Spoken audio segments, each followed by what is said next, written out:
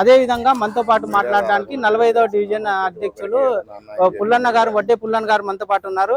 అన్న చెప్పండి, మీ డివిజన్ లో మరి అభివృద్ధి కార్యక్రమాలు ఏ విధంగా జరుగుతున్నాయి? మరి ఇంత పెద్దగా ఈ రోజు 44 వసంతాలు పూర్తి చేసుకున్న సందర్భంగా ఒక సంబరాలు పండుగ వాతావరణంగా చేసుకుంటున్నారు. మరి దీనికంతా మీకు రాబోయే భవిష్యత్తు ఏ విధంగా ఉండబోతుంది?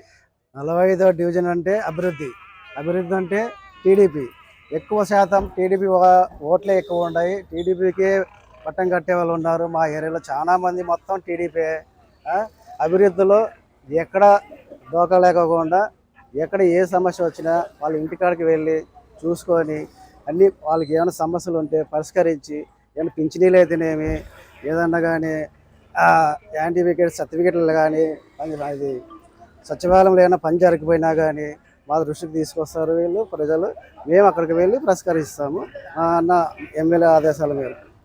మరి ఎమ్మెల్యే గారు మీ డివిజన్లో ప్రత్యేకంగా ఎలాంటి అభివృద్ధి కొనసాగిస్తూ ఉంటారు? మా ఎమ్మెల్యే గారు రోడ్డు అయితేనేమి, సైడ్ కాలువలు అయితేనేమి, ఆ డివిజన్లో ఏమన్నా కరెంటు పోయినా కానీ ఇమీడియట్గా ఫోన్ చేసి దాన్ని వెంటనే పరిష్కరిస్తాడు మా అన్న ఎమ్మెల్యే గారు.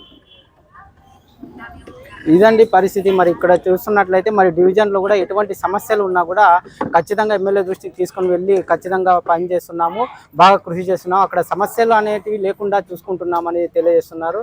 మరి రాబోయే రోజుల్లో మరి స్థానిక మున్సిపాలిటీ ఎన్నికలు దగ్గరలో ఉన్నాయి. మరి దాని గురించి మీరేమంటారు?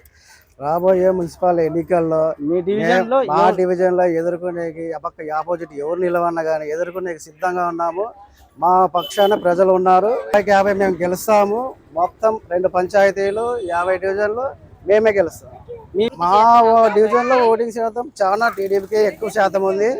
వైసీపీకి అసలుకి లేనే లేదు. ఎక్కడ వెళ్ళినా కానీ తెలుగుదేశమే అని కలవరిస్తున్నారు ప్రజలంతా. వాళ్ళు చేసిండేది ఏమి లేదు. వైసీపీ నాయకులు ఏమి చేసిండేది, కాలువలు ఎత్తేసిండేది లేదు, రోడ్లు వేసిండేది లేదు, ఏమి లేదు. అంతా శూన్యమే. గెలిచినారు తప్ప వాళ్ళు ఇంట్లో పనుకునే తప్ప ప్రజల్లో తిరిగిండేదే లేదు. వాళ్ళు ఎక్కడికి ప్రజల సమస్యలు పట్టించుకునేదే లేదు వాళ్ళు. ఇప్పుడు ఆ సమస్యలన్నీ మేము పరిష్కరిస్తున్నాము. అలాగే మా ఎమ్మెల్యే దృష్టికి తీసుకువెళ్ళి ఆయన సూచనల మేరకు మొత్తం అన్ని ఏమేమి సమస్యలు ఉన్నాయో పరిష్కరించేస్తాము.